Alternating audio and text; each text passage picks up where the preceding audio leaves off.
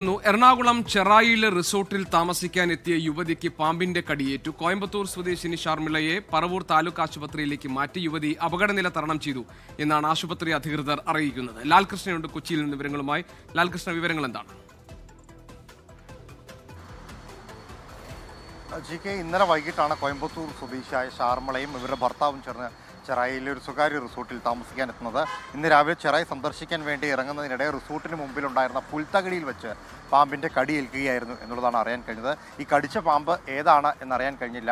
Phone നോക്കി നടന്നു വരുന്നതിനിടെ അബദ്ധത്തിൽ പാമ്പിനെ ചവിട്ടിയതാണോ എന്ന് സംശയമുണ്ട് എന്ന കാര്യം യുവതി റിസോർട്ട് ഉടമകളോട് പറഞ്ഞിട്ടുണ്ട്. എന്താണെങ്കിലും ആ സമയത്ത് തന്നെ അവിടെ ഉണ്ടായിരുന്ന ആളുകളെല്ലാം ചേർന്നാണ് പറവൂർ ആശുപത്രിയിലേക്ക് പെൺകുട്ടിയെ മാറ്റിയിരിക്കുന്നത്. നിലവിൽ അവിടെ പ്രാഥമികമായ ചികിത്സകളെല്ലാം നൽകിയിട്ടുണ്ട്. അപകടകരമായ ഒരു സാഹചര്യത്തിലല്ല യുവതി ഉള്ളത് എന്നുള്ളത് ആശുപത്രി അധികൃതരും അറിയിച്ചിട്ടുണ്ട്. ഈ കടിച്ച പാമ്പ് ഏതാണ് എന്ന് കൃത്യമായി അറിയാത്തതുകൊണ്ട് തന്നെ ഇതുമായി ബന്ധപ്പെട്ടുകൊണ്ടുള്ള പരിശോധനകളാണ് നിലവിൽ നടക്കുന്നത്. 24 മണിക്കൂർ ഒബ്സർവേഷന് ശേഷം കൂടുതൽ കാര്യങ്ങൾ വെളിവാകും എന്നുള്ളതാണ് പ്രതീക്ഷിക്കുന്നത്. ഏതായാലും വിഷമുള്ള പാമ്പല്ല എന്നുള്ളതാണ് ആശുപത്രി അധികൃതർ നൽകുന്ന സൂചന. ശരി, ലാൽകൃഷ്ണനാണ് വിവരങ്ങൾ നൽകിയത് കൊച്ചിയിൽ നിന്ന്.